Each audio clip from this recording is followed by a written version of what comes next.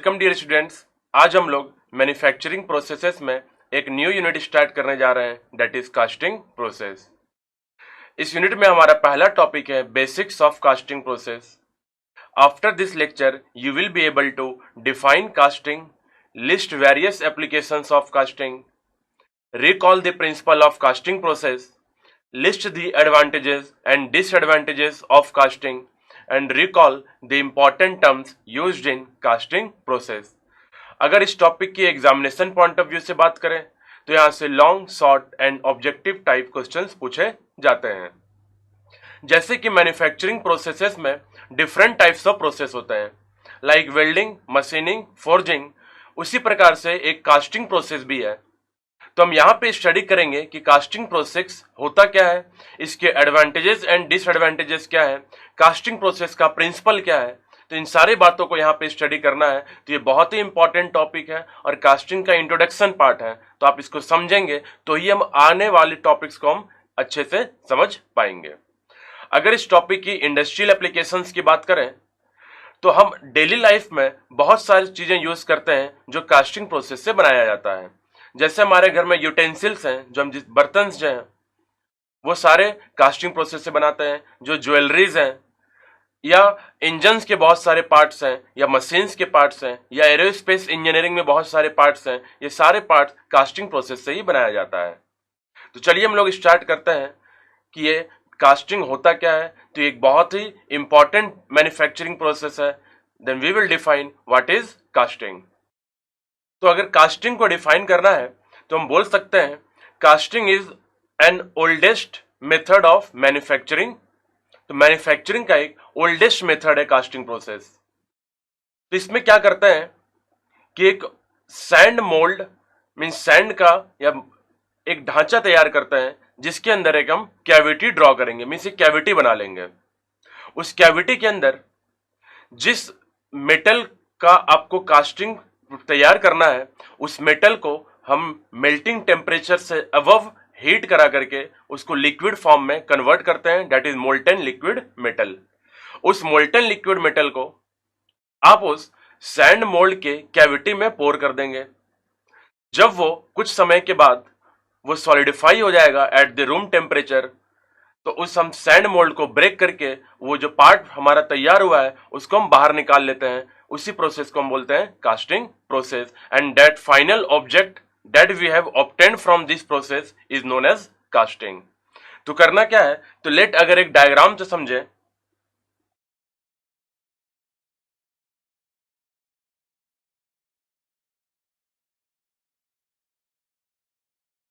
तो this is a sand mould. एक sand का एक ढांचा तैयार किया हमने।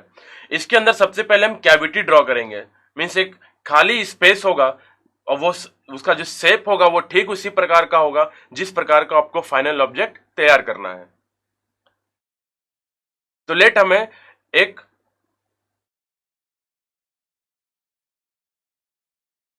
कुछ इस शेप का एक फाइनल ऑब्जेक्ट हमें तैयार करना है। तो हम क्या करेंगे, यहां पे कैविटी तैयार कर लेंगे और कैविटी तैयार करते हैं with the help of pattern. उसको हम आगे डिस्कस करेंगे कि पैटर्न्स क्या होता है और किस प्रकार से कैविटी तैयार किया जाता है। अभी सिंपल लैंग्वेज में समझें तो एक सैंड मोल्ड था, मीन सैंड का एक ढांचा था, उसके अंदर हमने कैविटी तैयार किया। एक लिक्विड मेटल को, लिक्विड मोल्टन मेटल को हीट करा करके इसको हमने हीट कराया और इस लिक्विड मेटल को हमने यहां पे इस कैविटी में पोर कर दिया। There is a space for pouring the liquid metal in the cavity. जब वो लिक्विड मेटल कैविटी में जाएगा तो कुछ समय के बाद वो सॉलिडिफाई हो जाएगा। जब वो सॉलिडिफाई हो गया तो अब हमने क्या किया, जो सैंड मोल्ड था उसको हम ब्रेक डाउन करेंगे। यहां से this will be break down, उसको ब्रेक कर दिया जाएगा और ये जो फाइनल ऑब्जेक्ट है इसको हम यहां से बाहर निकाल लेंगे। Let this is the final object. तो this final object is known as casting और इस पूरे प्रोसेस को बोलते हैं कास्टिंग प्रोसेस। तो ये बहुत ही सिंपल मेथड है और ये सिंपल मेथड ये आज से नहीं, ये बहुत ही पुराने समय से मींस एंशिएंट हिस्ट्री से चला आ रहा है। जैसे कि आपको पता है हमारे एंसेस्टर्स एंशिएंट हिस्ट्री में जब हम लोग वेपन्स बनाते थे या सिंपल स्टैचूज तैयार करते थे, तो इसी कास्टिंग प्रोसेस से बनाया जाता था। तो एक बहुत ही सिंपल मेथड था कि सैंड मोल्ड तैयार करके उसमें कैविटी ड्रॉ कर लें, उसमें एक मोल्टन मेटल पोर करेंगे, उसके बाद जब वो सॉलिडिफाई हो जाएगा तो उस कास्टिंग को बाहर निकाल लेंगे, वो फाइनल ऑब्जेक्ट हमारा कहलाएगा कास्टिंग। इस प्रोसेस को बोलते हैं कास्टिंग प्रोसेस। तो आप यहां तक समझ सकते हैं कि ये बहुत ही सिंपल मेथड है मैन्युफैक्चरिंग करने का। मीन मैन्युफैक्चरिंग किसी भी बॉडी को फाइनल ऑब्जेक्ट तक पहुंचाने के लिए एक बहुत ही सिंपल मेथड होता है जिसको हम कास्टिंग प्रोसेस बोलते हैं, and that final object is known as casting. तो हम लिख सकते हैं it is an oldest technique of producing an object. तो देखिए, casting it is an oldest technique of manufacturing that is producing an object. एक ऑब्जेक्ट को produce करने के लिए जिसे हम मैन्युफैक्चरिंग प्रोसेस बोलते हैं, इसका एक ओल्डेस्ट टेक्निक है जिसे कास्टिंग बोला जाता है। ये प्रोसेस क्या है? तो it is the process in which molten metal that is molten liquid metal will be allowed to solidify in a predefined mold cavity। अब predefined mold cavity क्या था? तो जो सैंड का जो ढांचा था, जो सैंड का जो मोल्ड था, उसके अंदर एक हम कैविटी तैयार करते हैं, that is predefined mould cavity. उसी में हम लिक्विड मेटल को पोर करते हैं, वो सॉलिडिफाई हो जाता है, तो वो जो फाइनल ऑब्जेक्ट तैयार होता है, that final object is known as casting, and this complete process is known as casting process. तो इसी के साथ हमारा पहला लर्निंग आउटकम अचीव हो गया, that is define casting। Now we will study list various applications of casting। Means casting के various applications क्या हैं। तो अगर कास्टिंग की applications की बात करें तो हमारे डेली लाइफ में यूज होने वाले मोस्ट ऑफ द ऑब्जेक्ट्स या most of the products are obtained from the casting process. Like आप जो डिफरेंट टाइप्स ऑफ व्हीकल्स देखते हैं, बाइक्स हैं, कार्स हैं, तो इनके जो इंजन्स हैं, that engines is obtained from the casting process।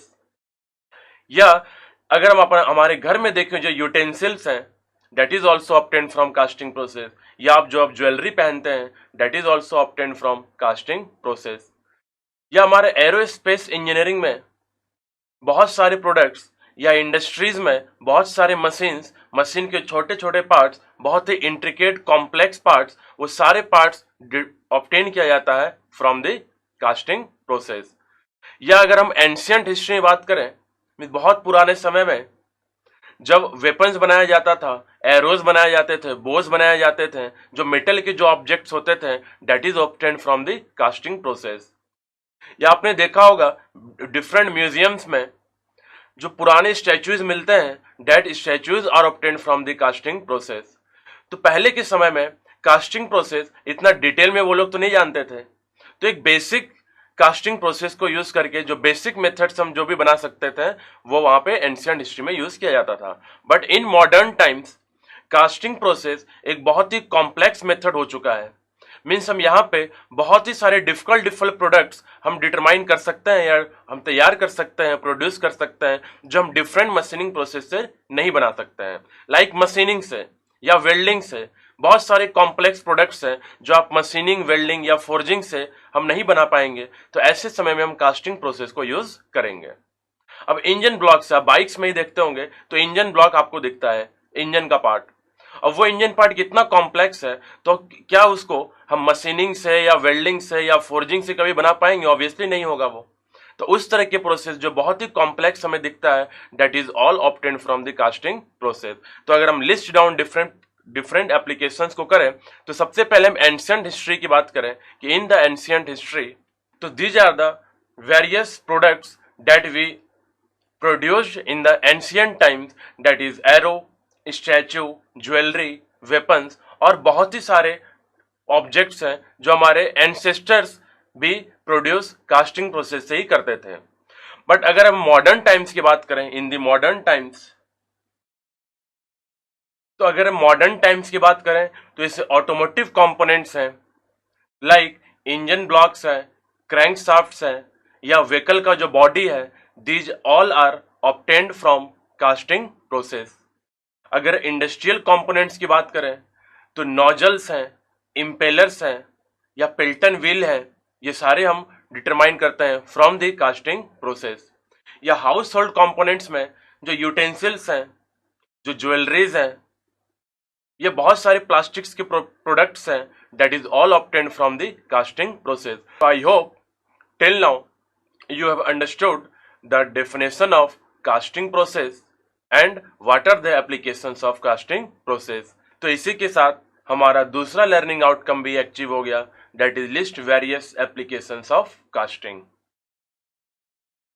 अब हम लोग स्टडी करने जा रहे हैं recall the principle of casting process. Means जो कास्टिंग प्रोसेस है वो कौन से प्रिंसिपल पे काम करता है, उसका सिद्धांत क्या है. तो we will write down the principle of casting process. तो अब हम लोग स्टार्ट करेंगे कि प्रिंसिपल ऑफ कास्टिंग प्रोसेस क्या होता है. तो सबसे पहला प्रिंसिपल क्या है कि जो सैंड है, मीन्स एक प्रकार का मोल्डिंग सैंड होता है. अब वो मोल्डिंग सैंड में हम क्या यूज करते हैं, उसके कंपोनेंट्स क्या है, उनके कॉम्पोजिशंस क्या है या उनकी प्रॉपर्टीज क्या है, उनको हम डिटेल में आगे स्टडी करेंगे.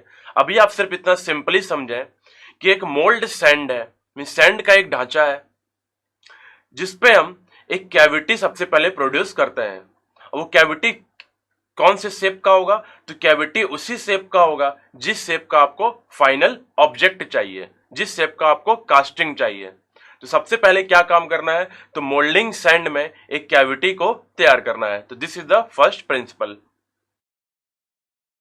अब जब वो कैविटी आपका तैयार हो गया तो वो जो फाइनल ऑब्जेक्ट है वो एक मेटल का बना होगा. तो उस मेटल को आप उसको हीट करेंगे और हीट तब तक करेंगे जब तक उसका टेम्परेचर उसके मेल्टिंग टेम्परेचर से अधिक ना हो जाए. और जब वो मोल्टन मेटल या मेटल जो वो लिक्विड फॉर्म में कन्वर्ट हो जाएगा, that is molten liquid metal, उस मोल्टन लिक्विड मेटल को इस कैविटी में पोर करते हैं. तो this is the second step या second principle. Then liquid metal after heating above melting temperature is poured into the mold cavity. तो जब ये मोल्ड कैविटी में आप लिक्विड मेटल को पोर करेंगे तो कुछ समय के बाद वो जो लिक्विड मेटल है वो रूम टेम्परेचर पे आ जाएगा. और जब वो रूम टेम्परेचर पे आ जाएगा तो जो लिक्विड मेटल था वो सॉलिडिफाई हो जाएगा. और सॉलिडिफाई होने के बाद वो एक फाइनल शेप ले लेगा जिस शेप का वो कैविटी था. तो ये होता है हमारा third principle. That is then metal solidifies inside the cavity of the mould. और जब ये लिक्विड मेटल सॉलिडिफाई हो गया कैविटी में, देन दैट पार्ट और object is removed from the sand mould. वो जो सैंड का मोल्ड था उसमें से उस ऑब्जेक्ट को या उस पार्ट को हम रिमूव कर लेते हैं, तो वो हमारा फाइनल ऑब्जेक्ट बनके तैयार हो जाता है. तो this is the process of casting, जिससे हम एक किसी भी ऑब्जेक्ट को जो हमें बनाना है, जिसको हम प्रोड्यूस करना है, उसको हम कास्टिंग प्रोसेस से हम बना सकते हैं. तो इसका प्रिंसिपल क्या था, तो प्रिंसिपल एक एक करके सबसे पहले हम इसको स्टेप बाय स्टेप लिख लेंगे कि जो मोल्ड सैंड में हम एक कैविटी तैयार करते हैं. उसके बाद जिस मेटल का आपको कास्टिंग तैयार करना है उस मेटल को उसके मेल्टिंग टेम्परेचर के अबव में हीट करा करके उसको हम लिक्विड मोल्टन मेटल में कन्वर्ट करने के बाद उस कैविटी में पोर करते हैं. After some time that liquid metal solidifies in at the room temperature. वो रूम टेम्परेचर पे आके वो लिक्विड मेटल सॉलिडिफाई हो जाता है. फिर हम उस सॉलिडिफाइड लिक्विड मेटल जो था, जो सॉलिडिफाइड जो मेटल था वो एक ऑब्जेक्ट बन के तैयार हो गया या जो पार्ट बन के तैयार हो गया जो हमें चाहिए था, that is the final object. उसको हम उस मोल्ड से बाहर निकाल लेंगे उस सैंड मोल्ड को ब्रेक करके. तो this is the complete principal of the casting process. तो ये आपको लग रहा होगा कि बहुत ही सिंपल मेथड है, तो आप समझ भी सकते हैं कि very simple method. But in the modern times, आज के समय में casting is not very simple, क्योंकि अभी हम अगले स्टडी करेंगे कि बहुत सारे टेक्निकल टर्म्स हैं, ये बहुत सारे चीजें हैं जो कास्टिंग को बनाने में या कास्टिंग प्रोसेस को यूज करने में बहुत सारी बातों का ध्यान रखना है कि वो सैंड कौन से मटेरियल का बना होता है, सैंड के कॉम्पोजिशंस क्या है. जो लिक्विड मेटल को हम वहां पे पोर करेंगे तो पोरिंग वो डायरेक्ट वहां पे हम पोर नहीं करते हैं, उसके लिए हम एक पैसेज तैयार करते हैं. वो पैसेज को डिजाइन कैसे करना है, इन सारी बातों को आगे हम स्टडी करेंगे. But this is the basic principle of the casting process. तो अगर आपको एग्जामिनेशन में पूछा जाए what is principle of casting process, then you have to write down these points step by step. तो I hope you have understood the principle of casting process. तो इसी के साथ हमारा तीसरा लर्निंग आउटकम भी अचीव हो गया, that is recall the principle of casting process. Now अब हम लोग स्टडी करेंगे कि what are the advantages and disadvantages of casting process. ये जो कास्टिंग प्रोसेस के एडवांटेजेस क्या है और उसके डिसएडवांटेजेस क्या है। तो देखिए, इस कास्टिंग प्रोसेस का जो मोस्ट इंपॉर्टेंट एडवांटेजेस है, तो सबसे पहला एडवांटेज तो ये है, इस कास्टिंग प्रोसेस से हम किसी भी शेप एंड साइज का ऑब्जेक्ट को हम तैयार कर सकते हैं। मीन्स अगर आप वेल्डिंग, मशीनिंग या फोर्जिंग को तैयार करते हैं तो वो डिपेंड करता है कि जो जिससे आप वेल्ड कर रहे हैं या आप जिससे आप मशीनिंग कर रहे हैं तो वो मशीन का साइज क्या है। मीन्स वहां पे हमारा जो ऑब्जेक्ट है वो बहुत लार्ज या बहुत ही स्मॉल नहीं हो सकता है। मीन्स आपको अगर बहुत ही छोटा पार्टिकल या बहुत ही छोटा शेप एंड साइज का अगर कोई मटेरियल या ऑब्जेक्ट तैयार करना है तो आप उसको मशीनिंग प्रोसेस से या आप उसको फोर्जिंग प्रोसेस से हम प्रोड्यूस नहीं कर सकते हैं। तो एक very small too small object या वेरी लार्ज ऑब्जेक्ट जो किसी भी मशीन में फिट नहीं होगा, तो इस तरीके से हम किसी भी शेप एंड साइज की, वो चाहे बहुत ही बड़ा हो या बहुत ही छोटा हो, ऐसे ऑब्जेक्ट्स को भी हम इस कास्टिंग प्रोसेस से प्रोड्यूस करते हैं। तो एनी स्मॉल और big objects can be produced. Second, अगर हमारा आप जो ऑब्जेक्ट तैयार कर रहे हो बहुत ही कॉम्प्लेक्स है, मीन्स बहुत ही कॉम्प्लेक्स है, मीन्स उसमें इंट्रिकेट शेप्स हैं, कॉम्प्लेक्स शेप्स हैं, जहां पे इनर कैविटीज हैं, तो ऐसे कंडीशन पे आप इनर कैविटीज या कोई एक जैसे इंजन ब्लॉक ही आप समझ लें कि इंजन ब्लॉक में आप देखते हो कितना कॉम्प्लेक्स पार्ट है, वो उसमें बहुत जगह कैविटीज होते हैं, कहीं हॉलो पार्ट्स हैं, कहीं पे इंट्रिकेट कट्स हैं, माइनर कट्स हैं। तो उस तरह के पार्ट्स पे हम मशीनिंग या वेल्डिंग करके या फोर्जिंग और मेटल फॉर्मिंग करके हम उस तरह के ऑब्जेक्ट्स को फाइनली हम प्रोड्यूस नहीं कर पाते हैं। तो इस तरह के ऑब्जेक्ट्स को तैयार करने के लिए हमें कास्टिंग मेथड को ही यूज करना पड़ता है, क्योंकि उस शेप एंड साइज का कैविटी बनाना आसान है। मीन्स आप सैंड मोल्ड को जहां पे भी आपको कैविटी तैयार करना है, तो जहां भी आपको हॉलो पार्ट देना है या जहां पे आपको कट देना है, कॉम्प्लेक्स शेप देना है, तो आप वहां से आप सैंड को रिमूव किया जा सकता है, आप कैविटी तैयार कर सकते हैं। और लिक्विड मेटल जब आप पोर करेंगे तो लिक्विड मेटल उन स्पेसेस में चला जाएगा और लिक्विड मेटल सॉलिडिफाई हो जाएगा, तो हमारा ऑब्जेक्ट तैयार हो गया विदाउट एनी मशीनिंग या विदाउट एनी फॉर्मिंग और फोर्जिंग। तो इसलिए हम बोल सकते हैं कि कास्टिंग का एक इंपॉर्टेंट एडवांटेज है कि any complex shape can be produced with the help of casting. Now हमारा जो तीसरा इंपॉर्टेंट एडवांटेज है कि अगर कास्टिंग प्रोसेस से हम ऑब्जेक्ट को तैयार कर रहे हैं तो एक बहुत ही सिंपल मेथड है। मीन्स आपने इसका प्रिंसिपल समझ में आया होगा, तो आपने देखा होगा प्रिंसिपल में कोई बहुत डिफिकल्ट प्रिंसिपल तो है नहीं, एक सिंपल सा मेथड है। तो this method is very simple and it is inexpensive. Means ये बहुत ही कॉस्टली मेथड नहीं है, क्योंकि आप मशीनिंग करते हैं तो आपको मशीन्स पहले परचेज करने पड़ेंगे, तो मशीन्स के कॉस्ट बहुत हाई होते हैं। बट यहाँ पे कास्टिंग में एक सैंड है तो जो एबंडेंटली हमें मिल जाता है, मीन्स बहुत ही मात्रा में सैंड अवेलेबल है। या जो लेबर है, जो आप कास्टिंग प्रोसेस में जो लेबर काम कर रहे हैं, चीप लेबर हमें मिल जाता है। मोल्टेन मेटल को हीट करना है तो केवल हीटिंग का जो कॉस्ट है वो भी बहुत कम है, आप उसको हीट करेंगे और वो मोल्टेन मेटल में कन्वर्ट हो जाएगा। अब उसको कैविटी में पोर कर दिए और वो फाइनल ऑब्जेक्ट बनके तैयार हो गया। तो इस प्रोसेस में कहीं पे भी एक कॉम्प्लेक्स मेथड तो है नहीं, बहुत ही सिंपल मेथड है। और जब सिंपल मेथड है, सैंड एविडेंटली मिलता है, लेबर कॉस्ट कम है, तो इन सारे कारणों से जो कास्टिंग प्रोसेस होता है it is very inexpensive. Means इसके कॉस्ट जो है वो बहुत ही कम होगा। तो हम बोल सकते हैं नेक्स्ट, जो हम ये तीन इंपॉर्टेंट एडवांटेजेस देख लिए, तो अब हम ये बोल सकते हैं कि जो कास्टिंग प्रोसेस है इससे हम किसी भी प्रकार के मटेरियल को कास्ट कर सकते हैं। मीन्स वो फेरस हो और नॉन फेरस मटेरियल हो, वो डक्टाइल हो और ब्रिटल हो, मीन्स किसी प्रकार का मटेरियल आप उसको हीट करना है, उसको मोल्टेन लिक्विड मेटल में कन्वर्ट करना है, उसको पोर डाउन करके कैविटी में पोर डाउन करके उसको सॉलिडिफाई कर देना है। तो एक कास्टिंग प्रोसेस के लिए मटेरियल का लिमिटेशन नहीं है।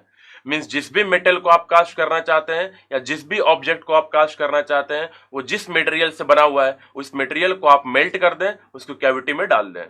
वो सॉलिडिफाई होने के बाद एक फाइनल ऑब्जेक्ट बन के तैयार हो जाएगा। It means there is no any limitation for the type of material which can be casted.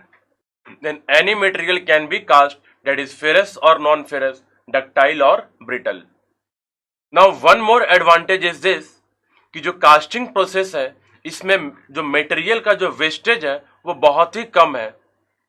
जैसे कि जब आपने लिक्विड मेटल पोर किया तो जितने शेप एंड साइज का आपको ऑब्जेक्ट चाहिए था उतने ही शेप एंड साइज का आपने कैविटी तैयार कर रखा है। आपने उसमें लिक्विड मेटल पोर डाउन किया, वो पूरा का पूरा लिक्विड मेटल कन्वर्ट हो गया आपके फाइनल ऑब्जेक्ट में। तो यहाँ पे जो मटेरियल का वेस्टेज है, जो रॉ मटेरियल का जो वेस्टेज है वो एकदम बिल्कुल ही नहीं है, या अगर है तो बहुत ही कम है। वो कुछ अमाउंट ऑफ मटेरियल जो इस पैसेज में रहेगा, जिस पैसेज से आप उस लिक्विड मेटल को आप कैविटी में पहुंचाए हैं, तो उस पैसेज का कुछ अमाउंट ऑफ मटेरियल केवल वेस्ट होता है। बाकी उसको भी हम बाद में क्या कर सकते हैं, उसके भी हम बाद में फिर से उसको हम मोल्टन लिक्विड मेटल में कन्वर्ट कर सकते हैं। तो यहाँ पे होता क्या है कि कास्टिंग प्रोसेस में जो मटेरियल का वेस्टेज है it is very very less in comparison to other different property, different manufacturing process. Like welding करना था, तो वेल्डिंग करना है या मशीनिंग करना है या फोर्जिंग करना है, तो डिफरेंट डिफरेंट जगह हमने देखा था कि मटेरियल का वेस्टेज होता है वहां पे। बट यहाँ पे मटेरियल का वेस्टेज बिल्कुल भी नहीं है, अगर है तो बहुत ही कम है। Only 3 to 4% of material is wasted. तो these are the different advantages of casting, जिसको अगर हम समराइज करें तो सबसे पहले एनी स्मॉल और big objects can be produced, means किसी भी शेप एंड साइज का कास्टिंग ऑब्जेक्ट हम प्रोड्यूस कर सकते हैं।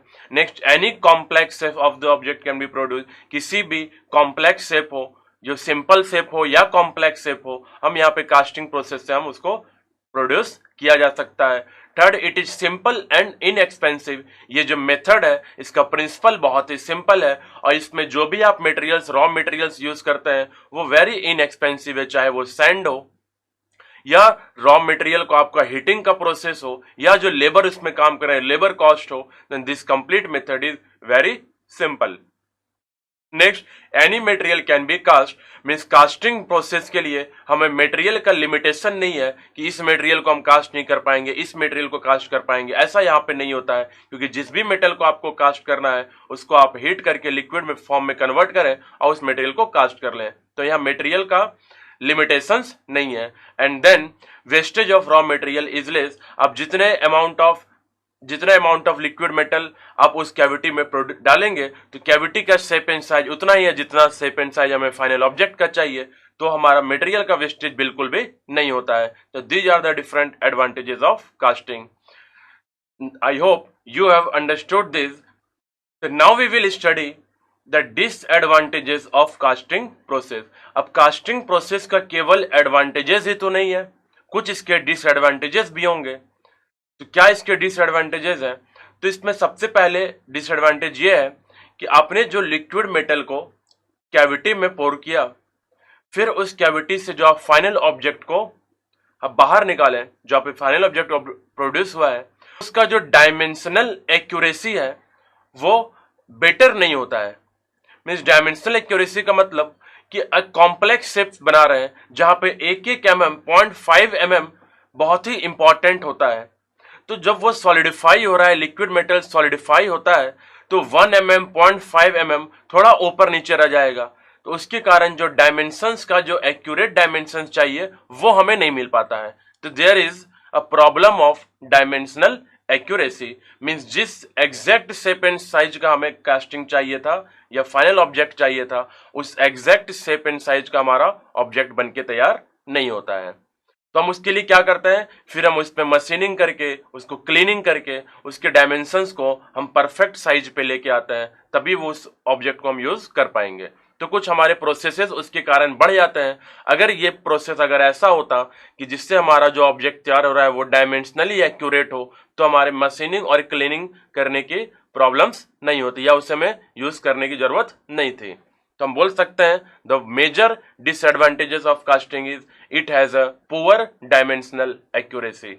नेक्स्ट डिसएडवांटेजेस, अब देखिए जो हमने मोल्ड सैंड था, उस मोल्ड सैंड से कैविटी तैयार किया था, तो जो कैविटी है, तो उस कैविटी के अराउंड जो मटेरियल है डेट इज सैंड, वो तो एक सैंड है, और आपको पता है सैंड कंप्लीट स्मूथ सरफेस तो होगा नहीं। तो जब आप लिक्विड मेटल को वहां पर सॉलिडिफाई करेंगे, तो लिक्विड मेटल सॉलिडिफाई होने के बाद जब उस ऑब्जेक्ट को हम बाहर निकालते हैं तो हमें यह दिखता है कि जो उसका सरफेस है वो स्मूथ नहीं होता है, बट हमें जो ऑब्जेक्ट चाहिए था वो वेरी स्मूथ सरफेस चाहिए। तो ऐसे कंडीशन में जो इसका जो सरफेस फिनिश है that is not good, means casting से प्रोड्यूस किया हुआ ऑब्जेक्ट का surface finish is not good. जो सरफेस फिनिश गुड नहीं है, तो सरफेस फिनिश को बेटर बनाने के लिए उस ऑब्जेक्ट को हमें फाइलिंग करना पड़ेगा, उससे हमें क्लीनिंग करना होगा या उसको स्मूथ बनाना होगा। तो डिफरेंट प्रोसेसेस से गुजरना पड़ेगा, तब जाके वो ऑब्जेक्ट हमारा फाइनल तैयार होगा। So this is the second major disadvantage of the casting, that is it has a poor surface finish due to sand around the molten metal.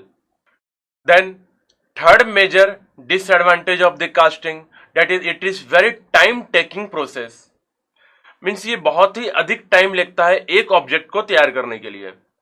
अब ये टाइम तो ऑब्वियसली लगेगा, क्योंकि जो मेटल है उसको आपको पहले लिक्विड फॉर्म में कन्वर्ट करना है, मीन्स उसको बहुत लंबे समय तक हीटिंग करना पड़ेगा। वो हीटिंग होने के बाद वो जाके लिक्विड मेटल में कन्वर्ट होगा। अब जब उस लिक्विड मेटल को कन्वर्ट कर लेंगे तो आप उसको कैविटी में डालेंगे। अब उसको सॉलिडिफाई होने में भी तो टाइम लगेगा। ऐसा तो है नहीं कि वो जो 1000 या 1500 डिग्री सेंटीग्रेड टेम्परेचर से room temperature with in minutes में पहुंच जाए, मीन्स बहुत ही अधिक टाइम लगता है, डेज में टाइम लगता है। तो इसलिए ये बहुत ही टाइम कंज्यूमिंग प्रोसेस है। या अब जो सैंड मोल्ड तैयार किए उसमें कैविटी अगर हमें बनाना है तो कैविटी बनाने में भी बहुत टाइम लग रहा है, क्योंकि कॉम्प्लेक्स शेप्स है, क्योंकि हमें कॉम्प्लेक्स शेप भी तैयार करना है कास्टिंग से। Then this complete method is a very time taking process. तो हम बोल सकते हैं disadvantages of casting is it is a time consuming process. अब जो हमारा चौथा डिसएडवांटेज है कि कास्टिंग प्रोसेस से जो ऑब्जेक्ट हमें तैयार करना है इसके लिए हमें बहुत सारे लेबर्स की जरूरत है। मीन्स लेबर होंगे तो ही आपका कास्टिंग प्रोसेस यूज होगा, क्योंकि एक मशीन पे तो काम हो नहीं रहा है। जो आप इसको ऑटोमेटिक प्रोसेस से आप इसको डिजाइन कर लें या ऑटोमेटिक प्रोसेस से एक ऑब्जेक्ट को तैयार कर लें, this is a manual process, और मैनुअल प्रोसेस के लिए आपको लेबर्स की रिक्वायरमेंट है। तो हम बोल सकते हैं कि disadvantages of casting is it is a labour intensive process. Means आप बहुत ही अधिक लेबर्स की जरूरत होगी तो ही आप इस सारे प्रोसेस को आप अचीव कर सकते हैं। नेक्स्ट डिसएडवांटेजेस, और ये देखिए ये भी एक बहुत ही इंपॉर्टेंट डिसएडवांटेज है कि क्या होता है कि जब आप लिक्विड मेटल को आप जब सॉलिडिफिकेशन के लिए आप जब उसको समय देते हैं, जब वो सॉलिडिफाई होता रहता है तो यूनिफॉर्म कूलिंग तो होता नहीं है। मीन्स आउटर सरफेसेस पहले कूल हो जाएंगे, जो इनर सरफेसेस हैं, जो इंट्रिकेट पार्ट्स हैं, जो बहुत इनर पार्ट्स हैं, वो लेट से कूल होते हैं। तो बाहर के कूलिंग और अंदर के कूलिंग में यूनिफॉर्म कूलिंग नहीं हो पाता है। तो यूनिफॉर्म कूलिंग ना होने के कारण जो मैकेनिकल प्रॉपर्टीज हैं वो यूनिफॉर्म नहीं मिलेगा। तो हम बोल सकते हैं इसमें भी एक डिसएडवांटेज ये है कि due to non uniform cooling the mechanical properties are not uniform throughout the body, throughout the object. Then the casting objects are not having uniform mechanical properties due to non-uniform cooling. तो these are the different disadvantages of casting. अगर इनको हम summarize करें तो अलग अलग advantages ये थे कि सबसे पहले जो ऑब्जेक्ट है उसके डायमेंशनल एक्यूरेसी मेंटेन्ड नहीं होगा, सरफेस फिनिश पुअर रहेगा, ये जो प्रोसेस है वो वेरी टाइम कंज्यूमिंग प्रोसेस है, लेबर इंटेंसिव प्रोसेस है, आपको लार्ज नंबर ऑफ लेबर्स की रिक्वायरमेंट है, एंड जो कास्टिंग ऑब्जेक्ट्स हैं उसके जो मैकेनिकल प्रॉपर्टीज हैं वो यूनिफॉर्म नहीं होते हैं, क्योंकि इनका जो कूलिंग है वो यूनिफॉर्म नहीं होगा। तो these are the various disadvantages of casting. Then I hope you have understood these. तो इसी के साथ हमारा चौथा लर्निंग आउटकम भी अचीव हो गया, that is list the advantages and disadvantages of casting.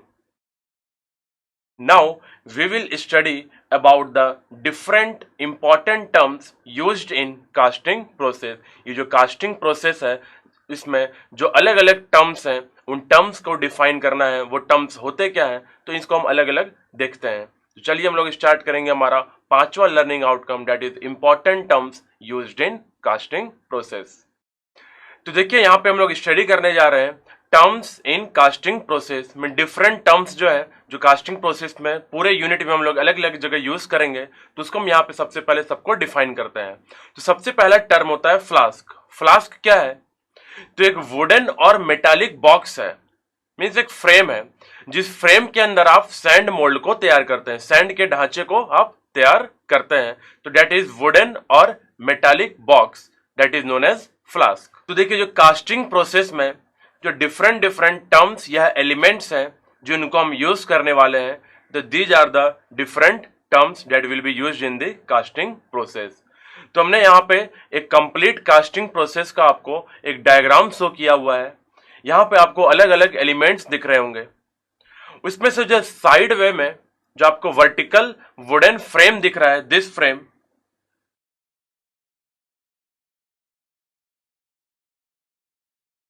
This is flask of the casting process. तो इस फ्लास्क का काम क्या है? तो इस फ्लास्क के अंदर ही हम सैंड का मोल्ड तैयार करते हैं और उसमें फिर कैविटी तैयार करते हैं जिसमें हम मोल्टन मेटल को पोर करेंगे। तो दिस इज द वुडन और मेटालिक बॉक्स। अब फ्लास्क दो प्रकार के होते हैं, one is cope and other is drag. देखिए one is cope and other is drag. तो कोप और ड्रैग क्या होता है? तो अपर पार्ट या top part of the flask is known as cope, ये एक अलग पार्ट होता है, कोप को हम अलग से रखते हैं। And other one the bottom part is drag, वो भी एक अलग प्रोसेस होता है, अलग फ्लास्क होता है। फिर दोनों फ्लास्क को, एक बॉटम वाले फ्लास्क को हम ड्रैग बोलते हैं, टॉप वाले फ्लास्क को हम कोप बोलते हैं। देन उस कोप को उठा के हम ड्रैग के ऊपर रखते हैं। Then this complete box is known as flask, जिसके अंदर हम मोल्ड को तैयार करना है। तो हम बोल सकते हैं डिफाइन के लिए, the flask is a wooden or metallic box in which molding sand is prepared. So it is a rigid metal or wood frame used to hold the molding sand of which mold is formed. Means एक rigid metal या wood का frame है जिसके अंदर हम moulding sand को रखेंगे और उस मोल्डिंग सैंड से फिर हम ढांचा तैयार करेंगे, that is mould is formed, then this is known as flask. A flask has two type, one is cope and other is drag. तो इसी में हम लिख सकते हैं what is cope, that is upper part of flask या upper moulding flask भी बोल सकते हैं। जो ऊपर का जो मोल्डिंग फ्लास्क है दैट इज नोन एज कोप।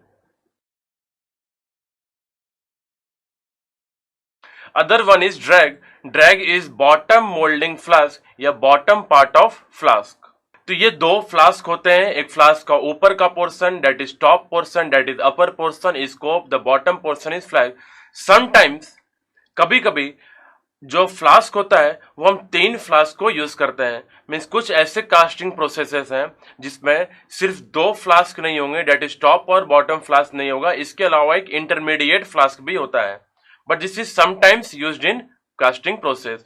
तो उस फ्लास्क को हम बोलते हैं that is cheek, CHEEK। It is intermediate portion of the flask, this is intermediate part of the flask. अगर हम दो फ्लास्क यूज कर रहे हैं, this is two flask, then bottom one is drag and top one is cope. But अगर हम three flask use कर रहे हैं, then this is cope, bottom one is drag and intermediate that is medium portion is known as cheek. तो ये दो तीन important terms यहां से आपको समझ में आया होगा कि फ्लास्क क्या होता है। और फ्लास्क तीन प्रकार के होते हैं, जनरली हम दो ही फ्लास्क यूज करते हैं, that is top and bottom, that is cope and drag. कभी कभी हम तीन फ्लास्क यूज करेंगे, that is cheek. Now the next term is parting line. What is parting line? तो पार्टिंग लाइन क्या होता है?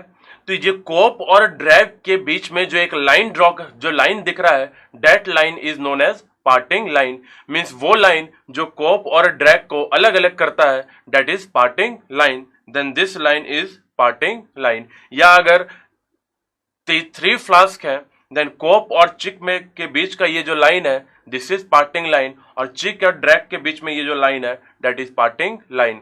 तो parting line is the line which differentiates cope and drag. या अगर हम उस मोल्डिंग प्रोसेस के डायग्राम को देखें तो यहां पे ये जो लाइन आपको दिख रहा है दिस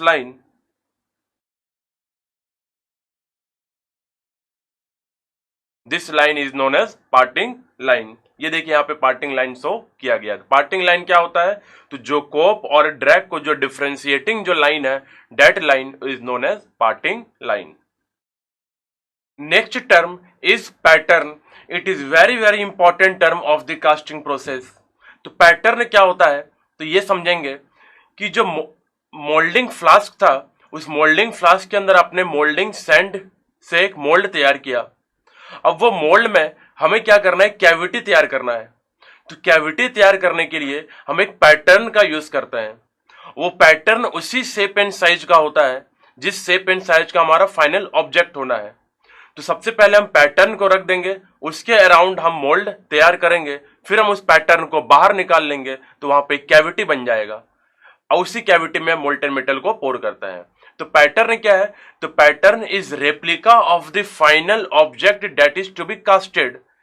मींस जो फाइनल ऑब्जेक्ट जो हमें प्रिपेयर करना है कास्टिंग प्रोसेस से उसी का एक रेप्लिका है, मींस उसी का एक डुप्लीकेट पोर्शन है या एक मॉडल पोर्शन है that is known as pattern which is used to produce cavity in the molding sand। Moulding sand में जो कैविटी बनाने में हमें हेल्प करेगा that is known as pattern। तो अगर हम डायग्राम को देखें कास्टिंग प्रोसेस के डायग्राम को, तो ये जो कैविटी तैयार किया गया है दिस इज द कैविटी। तो कैविटी तैयार करने के लिए उसी शेप एंड साइज का एक पैटर्न रखा होगा। इनिशियली उस पैटर्न को हमने रिमूव कर दिया, तब जाके वहां पे कैविटी बन रहा है। उसी कैविटी के अंदर हमको मोल्टन मेटल को फिल करना है, तो उस पार्ट को हम बोलते हैं pattern. And it is very important term which will be used in the casting process. क्योंकि आने वाले अभी नेक्स्ट टॉपिक में हम पूरा टॉपिक हम पैटर्न के बारे में ही डिटेल में स्टडी करेंगे, बट यहां पे हम पैटर्न को भी डिफाइन कर दे रहे हैं that it can be defined as then it is the replica of the final object to be made. The mold cavity is made with the help of pattern। तो पैटर्न फाइनल ऑब्जेक्ट का एक replica है, एक model है जिसके help से हम moulding sand में या मोल्ड में हम मोल्ड कैविटी को तैयार करते हैं with the help of the pattern. Next term is moulding sand. What is moulding sand mean बहुत बार हमने मोल्डिंग सैंड टर्म्स को यूज कर रहा है। तो मोल्डिंग सैंड क्या होता है, तो moulding sand is the sand with the help of mould is prepare. ये जो मोल्ड हमने तैयार किया है वो मोल्ड जिस सैंड से हम प्रिपेयर करते हैं that sand is known as moulding sand. तो मोल्डिंग सैंड में सैंड सिलिका होता है, कुछ एडिटिव्स होते हैं, मॉइस्चर्स होते हैं। तो these are the different compositions of moulding sand जिनको हम डिटेल में अपने नेक्स्ट टॉपिक में स्टडी करेंगे। अभी हम केवल मोल्डिंग सैंड को ये बोल सकते हैं the sand with the help of mould is prepared is known as moulding sand. उसी मोल्डिंग सैंड को हम उस कोप एंड ड्रैग में फिल करेंगे जिसके हेल्प से हम मोल्ड तैयार करते हैं and with the help of pattern in that mould a cavity is drawn. Then moulding sand, the sand which is used to produce mould in the flask and it is a mixture of silica sand that is sand silica, clay, moisture and some additives in appropriate proportion. अब वो proportions क्या होगा, वो additives क्या होंगे, इन सबको हम detail में आगे स्टडी करेंगे। बट अभी हम बोल सकते हैं कि मोल्डिंग सैंड वो सैंड है जिससे हम मोल्ड को तैयार करते हैं फ्लास्क में, और इसमें कॉम्पोजिशन होता है, इसमें सिलिका सैंड होता है, इसमें कुछ मॉइस्चर्स होते हैं, कुछ क्ले होते हैं और कुछ एडिटिव्स भी हम उसमें डालते हैं विद द अप्रोप्रिएट प्रोपोर्शन। वो प्रोपोर्शन मेंटेन्ड होना चाहिए। So these are the different important terms. Then I hope you have understood till now that what is flask, what is cope, drag, check, what is parting line, what is pattern and what is molding sand. Now next term is facing sand. अब ये facing sand क्या होता है, तो आपने जो cavity तैयार किया पैटर्न की हेल्प से, पैटर्न को हमने बाहर निकाल लिया है तो वहां पे कैविटी बन चुका है। तो कैविटी के अराउंड जो सैंड है दैट इज मोल्डिंग सैंड, और मोल्डिंग सैंड क्या होता है, वो रफ सरफेस होगा। तो अगर वो रफ सरफेस होगा, मोल्डिंग सैंड कैविटी के अराउंड जो सरफेस हमें दिख रहा है, अगर वो रफ सरफेस है, तो जब आप उसमें लिक्विड मेटल को सॉलिडिफाई करेंगे तो उसका जो सरफेस भी है वो भी बेटर सरफेस फिनिश नहीं मिलेगा, क्योंकि वो भी रफ सरफेस मिलेगा। तो ताकि हम उसके सरफेस को हम स्मूथ बना सकें, तो हम क्या करते हैं कि एक फेसिंग सैंड एक प्रकार का सैंड है जिसमें कार्बन कंटेंट अधिक होता है और ये सैंड बहुत ही स्मूथ होता है। तो उस कैविटी के अराउंड हम इसको छिड़क देते हैं, या चारों साइड से हम उस थोड़ा थोड़ा फेसिंग सैंड हम उस पर अप्लाई कर देते हैं अराउंड द कैविटी, ताकि जब उसमें मोल्डिंग मेटल या जो मोल्टन मेटल था जब वो सॉलिडिफाई होगा, तो due to this facing sand, ये क्योंकि स्मूथ सैंड है, तो जो outer surfaces of the object है, जो ऑब्जेक्ट कास्ट हुआ है, उसका जो सरफेस फिनिश है थोड़ा हमें बेटर मिल सके। कंप्लीट बेटर तो नहीं मिलेगा, बस कुछ हद तक हमारा बेटर हो जाता है। तो that sand is known as facing sand. The facing sand is the small amount of carbonaceous material. Carbonaceous material is the sand having rich carbon content, जिसमें कार्बन कंटेंट अधिक हो। The small amount of carbonaceous material is sprinkled on the inner surface of cavity to give a better surface finish to casting. Castings को better surface finish provide करने के लिए cavity के around हम कुछ small amount of carbonaceous sand को हम sprinkle करते हैं, उसको छिड़क देते हैं, ताकि जो हमारा जो surface finish है वो थोड़ा better हो सके। और ये facing sand थोड़ा smooth surface होता है या smooth sand होता है in comparison to molding sand. Next term is core. Core, it is also a very important term. Core क्या होता है कि जब हम फाइनल ऑब्जेक्ट तैयार कर रहे थे लिक्विड मेटल को सॉलिडिफाई करने के बाद, तो जो फाइनल ऑब्जेक्ट तैयार हुआ, अगर हमें कहीं पे हॉलो स्पेस चाहिए, तो हॉलो स्पेस हम किस प्रकार से देंगे? तो हॉलो स्पेस देने के लिए कहीं पे अगर हम चाहते हैं कि कुछ amount this is let final object of the body, इसके बीच में हम चाह रहे हैं कि यहाँ पे कोई भी मटेरियल या कोई भी मेटल ना हो, दिस इज हॉलो। अगर ये हॉलो पार्ट रहे तो हॉलो पार्ट कैसे रहेगा? तो इसके लिए यहाँ पे हम एक अलग प्रकार का सैंड होता है, वो मोल्डिंग सैंड का ही बना है, बट उसको हम थोड़ा हीट करने के बाद, उसको बेकिंग करने के बाद, ताकि वो थोड़ा हार्ड हो जाए, उस हार्ड मटेरियल को हम यहाँ पे प्लेस कर देते हैं। अब ये जब यहाँ पे प्लेस कर दिया जाएगा, अब आप लिक्विड मेटल को पोर करेंगे, तो इस प्लेस को छोड़ के अराउंड चारों तरफ वो लिक्विड मेटल रीच पहुंच जाएगा उसके बाद वो सॉलिडिफाई होगा। जब हम इसको फाइनल ब्रेक डाउन करके इस बॉडी को या ऑब्जेक्ट को बाहर लेके आएंगे, जहां पे हॉलो पार्ट था वो तो बेकिंग सैंड है, मीन्स मोल्डिंग सैंड का है, जिसको हम बेक करने के बाद यहाँ पे यूज किए, वो थोड़ा हार्ड सैंड होता है। अब जब इसको हम ब्रेक करेंगे, तो ब्रेक करने के बाद ये सैंड उस ऑब्जेक्ट से बाहर निकल जाएगा, तो यहाँ पे एक खाली स्पेस बच जाएगा। तो इस हॉलो पार्ट या खाली स्पेस बनाने के लिए, या कहीं पे हमें कॉम्प्लेक्स से बना रहे हैं तो कहीं पे हमें चाहिए कि यहाँ पे मटेरियल ना हो, वहां का स्पेस ओपन रहे, तो ऐसे कंडीशन में हम कोर्स का यूज करते हैं। Then this is known as core. This is known as core. अगर हम अपने कास्टिंग प्रोसेस वाले डायग्राम को देखें, तो इस डायग्राम में देखिए, ये जो पार्ट है, this part is known as core, इसे कोर बताया गया है। तो जो हॉलो पार्ट रहा होगा, जो पैटर्न रहा होगा, वो पैटर्न आपने बना लिया, बट हम चाहते हैं इतने पोर्शन में, in this portion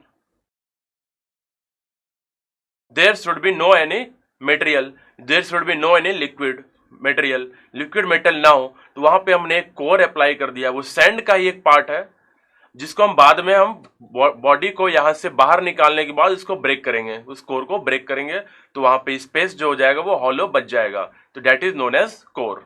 then core is a separate part of mold made of sand and generally baked, which is used to make hollow cavities in the casting.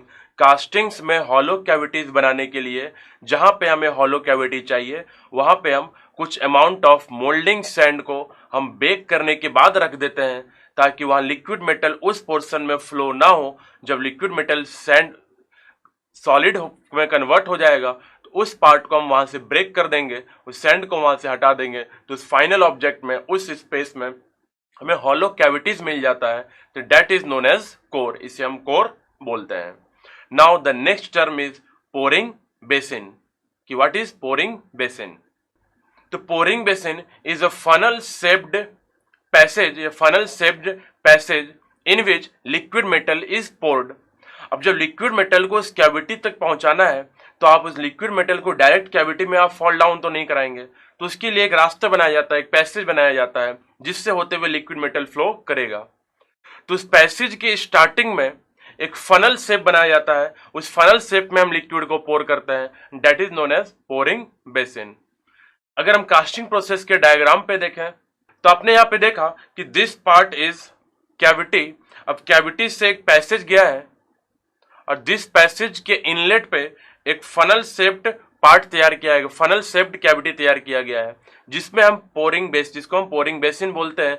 और उसी पोरिंग बेसिन में liquid metal को fall कराया जाएगा। Mean जब liquid metal इस पे fill करेंगे तो हम यहाँ पे फिल करेंगे इस पोरिंग बेसिन पे।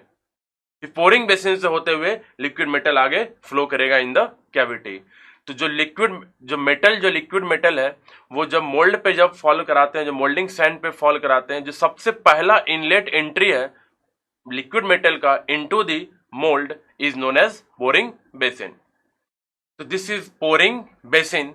तो pouring basin is a small funnel shaped cavity at the inlet of the mold into which the liquid metal is poured. Now our next term is sprue. It is also a very important term in the casting process. What is sprue? तो sprue क्या है? तो जो liquid metal आपने pouring basin में fall कराया या पोर किया, तो उस पोरिंग बेसिन से लिक्विड मेटल कैविटी में पहुंचने के लिए एक सिलेंड्रिकल शेप या एक टेपर्ड सिलेंड्रिकल पैसेज से पास करता है। That tapered cylindrical passage is known as sprue. तो स्प्रू इज कैविटी या it is a tapered cylindrical cavity in the mould into which liquid metal flow from the pouring basin to the cavity. Cavity तक पहुंचाने के लिए liquid metal pouring basin से होते हुए tapered cylindrical passage से pass होता है। That tapered cylindrical passage is known as sprue. अगर हम अपने कास्टिंग प्रोसेस के डायग्राम पे देखें तो पोरिंग बेसिन के जस्ट बाद देखिए एक आपको पैसेज दिख रहा होगा and that passage this passage is known as sprue. इसी को हम स्प्रू बोलते हैं। Then we can define sprue as it is the passage through which the molten metal from pouring basin reaches the mould cavity. तो pouring basin से होते हुए liquid metal उस पैसेज से होते हुए मोल्ड कैविटी में पहुंचता है and that passage is known as sprue. और स्प्रू का एक बहुत ही इंपॉर्टेंट फंक्शन है that it controls the flow of the metal into the mould. वो जो मोल्ड कैविटी है उसमें जो लिक्विड मेटल जब उसमें फ्लो करेगा तो उस फ्लो ऑफ द मेटल को कंट्रोल करता है। मीन्स किस वेलोसिटी से उसको वहां पे मोल्ड कैविटी में लिक्विड मेटल को पास कराना है या कितना लिक्विड मेटल को पास कराना है, कितने एरिया से पास कराना है। These are the different terms जिससे हम फ्लो ऑफ मेटल को कंट्रोल कर सकते हैं। Then sprue it helps us to control the flow of metal into the mould. अब स्प्रू का डिजाइनिंग कैसा होगा, स्प्रू टेपर्ड सिलेंड्रिकल क्यों होता है, इन सब के बारे में हम डिटेल में आगे स्टडी करेंगे जब हम स्प्रू डिजाइनिंग के बारे में पढ़ेंगे। तो इस एक पैसेज तो बनाना है तो आप अपने मन से किसी भी प्रकार का पैसेज नहीं बना सकते हैं, बट एक पैसेज का भी एक आइडियल कंडीशन है कि पैसेज कैसा होना चाहिए ताकि हम उसके मेटल के फ्लो को हम कंट्रोल कर सकें, उसकी वेलोसिटी के, उसके अमाउंट को, उसके डिस्चार्ज को या उसके कितने एरिया से फ्लो कर रहा है, इन सबको कंट्रोल करना है। तो this is that all the parameters will be studied in the later topics, but till now we have understood that what is sprue, what is pouring basin, और उसके पहले हमने स्टडी किया था कोर क्या होता है। Now the next term is runner। तो अब ये रनर क्या होता है, तो फिर से हम पहले से स्टार्ट करें कि लिक्विड मेटल आपने पोरिंग बेसिन में पोर कराया, पोरिंग बेसिन से होते हुए एक टेपर्ड सिलेंड्रिकल पैसेज से वो स्प्रू था, स्प्रू से पास किया। अब जब स्प्रू के बॉटम पे पहुंचा तो अब वो डायरेक्ट लिक्विड मेटल हम कैविटी में ट्रांसफर नहीं कराते हैं, उसके लिए एक हॉरिजेंटल रनर प्रोवाइड करते हैं, जिस रास्ते से होते हुए मींस स्प्रू के एग्जिट से मेटल मोल्ड कैविटी के इनलेट तक जो पैसेज है, that passage is known as runner. तो अगर हम कास्टिंग प्रोसेस के डायग्राम को देखें तो at the end of the sprue यहां पे आपका एंड हो गया। इसके बाद ये जो हॉरिजेंटल पैसेज आपको दिख रहा है, this horizontal passage is known as runner. ये जो हॉरिजेंटल पैसेज है, this is known as runner. Mean सबसे पहले हमने पोरिंग बेसिन पे लिक्विड मेटल को पोर किया था, वहां से सिलेंड्रिकल टेपर्ड पोर्शन से लिक्विड मेटल पास हुआ, डेट इज स्प्रू। अब स्प्रू से कैविटी तक पहुंचाने के लिए जो हॉरिजेंटल पैसेज है, that horizontal passage is known as runner. The runner can be defined as it is the channel through which molten metal is carried from sprue to the mold cavity. Sprue से mould cavity तक पहुंचाने के लिए जिस passage को हम use करते हैं, that passage is known as runner. Now our next term is gate.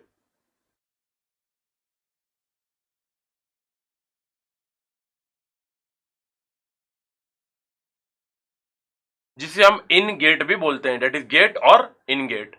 अब ये गेट या इन गेट क्या होता है?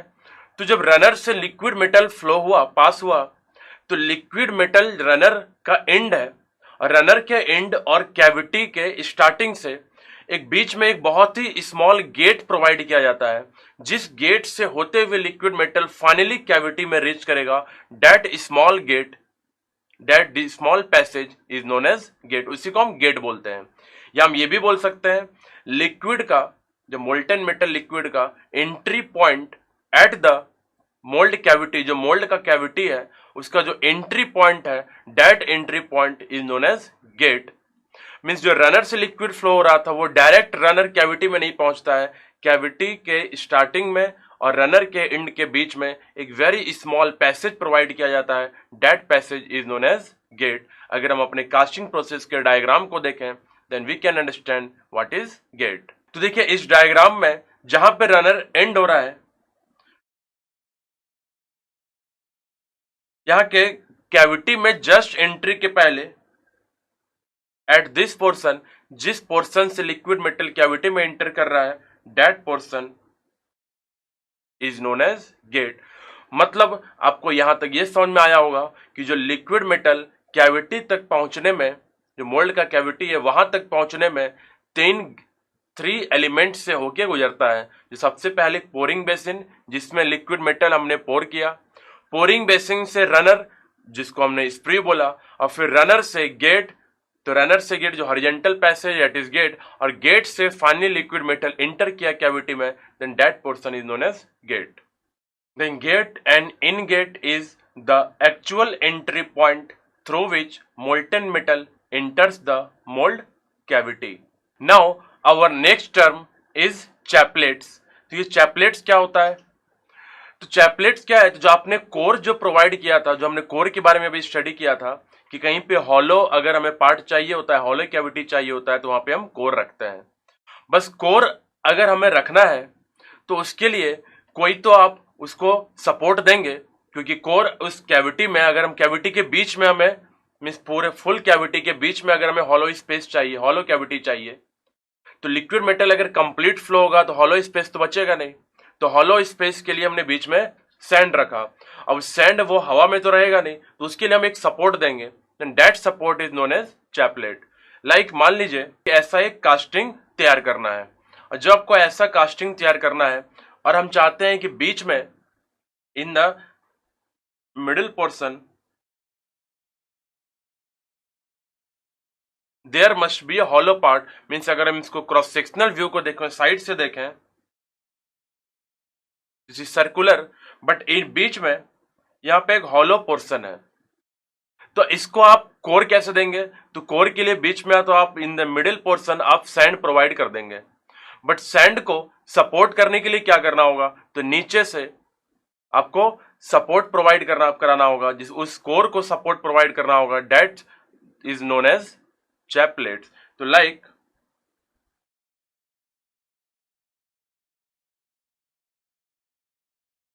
This is the core, means this is the portion इस जिसमें आपको हॉलो कैविटी तैयार करना है। बट ये सैंड का पार्ट है, इस सैंड को पार्ट को सपोर्ट करने के लिए नीचे हम एक मटेरियल देते हैं, that material is acting as chaplet, उसे ही हम चैपलेट्स बोलते हैं।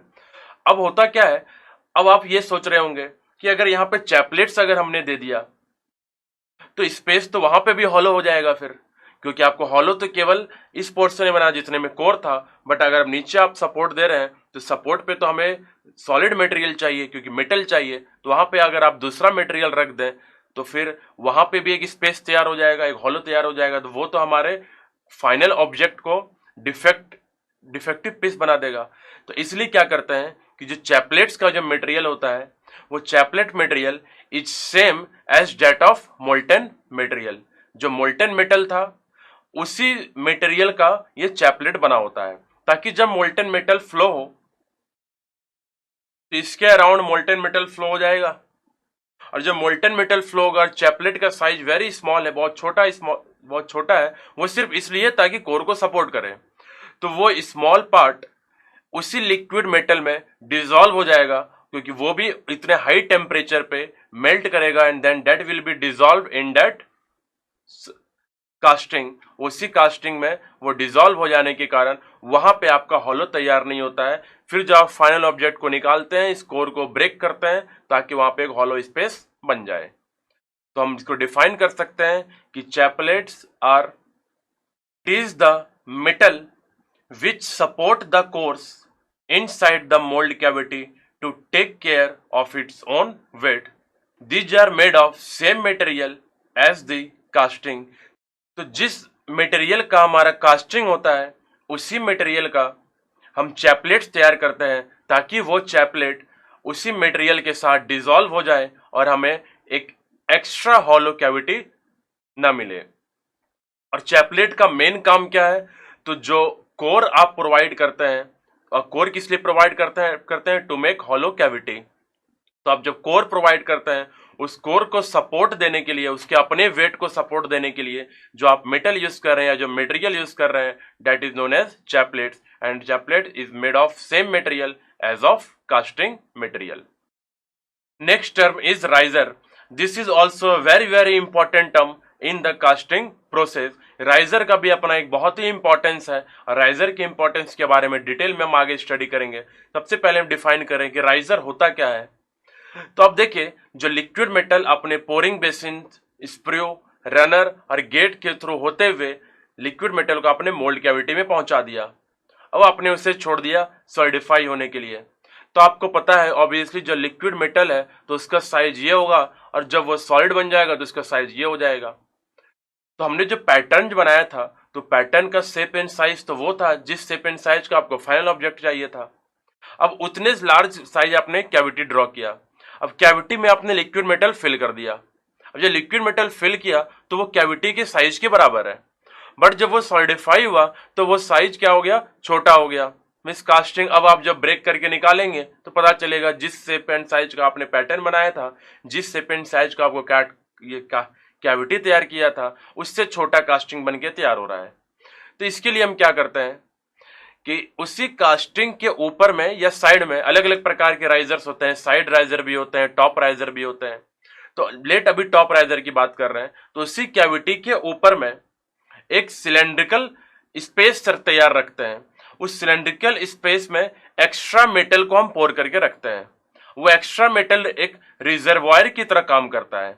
वो रिजर्वायर की तरह इस तरीके से काम करेगा कि जब कैविटी में लिक्विड मेटल आपका श्रिंक करता रहेगा तो जो स्पेस खाली होगा तो राइजर का जो रिजर्वायर है जिसमें मोल्टन मेटल अवेलेबल है, वो उस कैविटी को कंप्लीट फिल करके रखता है। मींस जैसे मेटल सॉलिड में कन्वर्ट होता है तो वो जैसे ही श्रिंक करता है, कॉन्ट्रैक्ट करता है, तो राइजर अपना मेटल उस कैविटी में ट्रांसफर कर देता है ताकि जो कैविटी है वो कंप्लीटली फिल हो।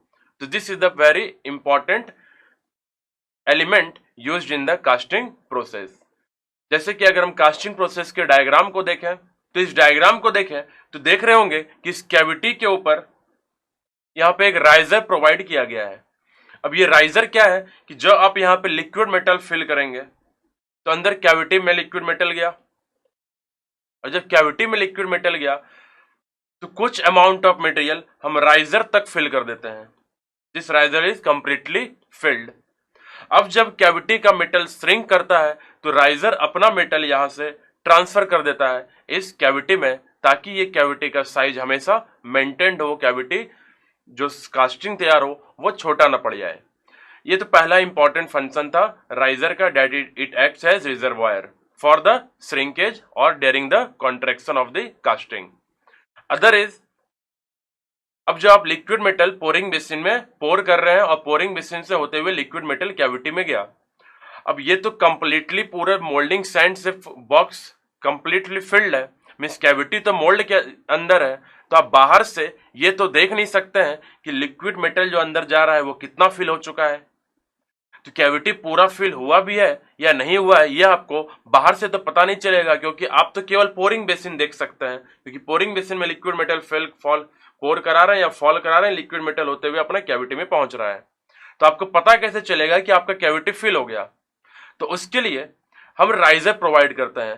तो जब लिक्विड मेटल कैविटी में फिल होते हुए जब ये राइजर तक पहुंच जाता है, मीन्स जब ये यहाँ पे राइजर के टॉप सरफेस पे लिक्विड मेटल आ जाएगा, तो हमें पता चल जाएगा कि अब कैविटी हमारा कंप्लीटली फिल्ड है।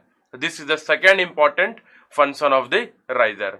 तो इन सबको हम डिटेल में आगे लिखेंगे, बट अभी हम राइजर को केवल डिफाइन कर रहे हैं और समझा रहे हैं कि राइजर होता क्या है आखिर। तो अब जब लिक्विड मेटल यहाँ पे कंप्लीटली फिल हो गया, तो अब हम क्या करेंगे, अपना जो पोर कर रहे थे लिक्विड मेटल उसको हम स्टॉप कर देंगे। अब लिक्विड मेटल को स्टॉप पोर नहीं कराना है। इसका मतलब ये हुआ है कि liquid metal cavity complete field है, राइजर कंप्लीटली फिल्ड है। अब अगर मेटल अगर हमारा श्रिंक करेगा सॉलिड के कारण या कॉन्ट्रैक्ट करेगा, तो राइजर अपना लिक्विड इस कैविटी को ट्रांसफर कर देगा, ताकि कैविटी अपने शेप एंड साइज को मेंटेन रखे, कास्टिंग हमारा छोटा ना पड़ जाए। लेकिन एक तीसरा इंपॉर्टेंट चीज है कि जो कास्टिंग जब सॉलिड में कन्वर्ट हो रहा है, वो जब सॉलिड हो रहा है, तो राइजर में भी तो लिक्विड मेटल है, वो भी तो सॉलिड में कन्वर्ट होगा। तो फिर राइजर को डिजाइन इस तरीके से किया जाता है कि राइजर का सॉलिडिफिकेशन टाइम आपके कास्टिंग के सॉलिडिफिकेशन टाइम से अधिक हो। मीन्स कैविटी में जो लिक्विड मेटल है जिसको कास्टिंग में कन्वर्ट होना है, वो पहले सॉलिड बन जाए, ताकि जो थोड़ा बहुत श्रिंकेज हो वो राइजर अपना मेटल से कंपनसेट कर दे। या कभी ऐसा हो गया कि राइजर ही पहले सॉलिडिफाई हो गया और कास्टिंग आपका लेट सॉलिडिफाई हुआ, तो राइजर अपना मेटल कैविटी को ट्रांसफर तो कर ही नहीं पाएगा, तो राइजर अपना फंक्शन ही पूरा नहीं कर रहा है। तो इसलिए राइजर का डिजाइन भी बहुत इंपॉर्टेंट है कि राइजर का शेप एंड साइज कैसा हो, राइजर कितना बड़ा या कितना छोटा हो, उसका शेप कैसा होना चाहिए, ताकि राइजर का लिक्विड मेटल का सॉलिडिफिकेशन कास्टिंग के लिक्विड मेटल के सॉलिडिफिकेशन से अधिक होता है, राइजर का सॉलिडिफिकेशन लेट होता है।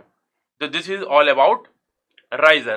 Then we can simply define riser as it is a reservoir of molten metal in the casting so that molten metal flow back into the mold cavity. It will be into the mold cavity when there is a reduction of volume of metal due to solidification. तो solidification के कारण जो metal का जो volume है जो वो reduce होगा मोल्ड कैविटी में, तो जो रिजर्वायर है राइजर में वो रिजर्वायर की तरह एक्ट कर रहा है, जिसका मोल्टन मेटल फ्लो बैक होता है उस मोल्ड कैविटी में, ताकि वॉल्यूम का रिडक्शन को वो कंपनसेट कर सके। Then it is riser. Next term is chills. अब चिल्स क्या होता है? तो एक मेटालिक ऑब्जेक्ट्स है which is used to give directional solidification to the casting. तो कास्टिंग को डायरेक्शनल सॉलिडिफिकेशन देने के लिए हम चिल्स को प्रोवाइड या चिल्स को यूज करते हैं। तो जैसे कि मान लीजिए कॉम्प्लेक्स शेप है, कुछ पार्ट कास्टिंग का एक्सपोज्ड टू सैंड है जो जल्दी कूल डाउन हो जाएगा, बस कुछ इंट्रिकेट पार्ट्स हैं जो अंदर हैं जहां पे कूलिंग रेट बहुत ही कम है, तो वो बहुत लेट कूल होगा। तो अगर नॉन यूनिफॉर्म कूलिंग हो तो हमारा मटेरियल का मैकेनिकल प्रॉपर्टीज यूनिफॉर्म नहीं बन पाता है। ताकि हमारा कूलिंग यूनिफॉर्म बना रहे, तो हम वहां पे चिल्स प्रोवाइड करते हैं जहां का कूलिंग रेट कम है। चिल्स तो मेटालिक ऑब्जेक्ट है, उसके अराउंड हम मेटल का ऑब्जेक्ट लगा देंगे जिससे वो एक्सपोज्ड टू आपका सैंड अधिक हो जाएगा, ताकि जो सैंड है वो जल्दी उससे कूल कर सके आपके मोल्टन मेटल को। तो it gives solidification, directional solidification to the metal casting. Chills are metallic object which are placed in the mold to increase the cooling rate of casting to provide uniform cooling। तो आपने आपको पहले समझाया था कि casting को uniform cooling provide कराने के लिए उन पार्ट्स में जहां का कूलिंग रेट कम होता है वहां पे मेटालिक ऑब्जेक्ट्स हम लगाते हैं। वो मेटालिक ऑब्जेक्ट क्या करता है, कूलिंग रेट को इंक्रीज कर देता है ताकि पूरे कास्टिंग का कूलिंग जो हो वो यूनिफॉर्म हो, ताकि मैकेनिकल प्रॉपर्टीज यूनिफॉर्म हो। Then this is chills.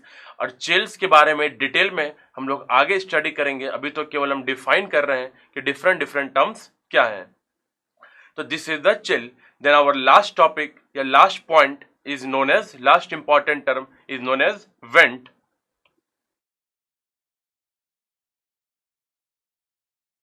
तो वेंट क्या होता है?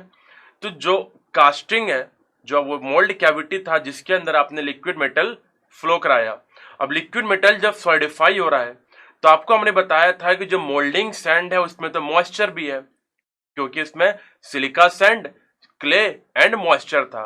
तो जो मोल्डिंग सैंड है उसमें मॉइस्चर है। जब आप उसमें लिक्विड मेटल को पास कराएंगे, लिक्विड मेटल जब कैविटी में फ्लो करेगा तो liquid metal is at very high temperature, तो आसपास का जो भी सैंड है वो भी हीट हो जाएगा, जिसके कारण उसका मॉइस्चर एवोपरेट होगा। अगर मॉइस्चर एवोपरेट होगा तो वो जो मोल्डिंग सैंड है उसमें हम स्मॉल स्मॉल ओपनिंग्स प्रोवाइड करके रखते हैं। वो स्मॉल ओपनिंग्स का काम क्या है कि उस मॉइस्चर या उस गैसेस को बाहर निकालना।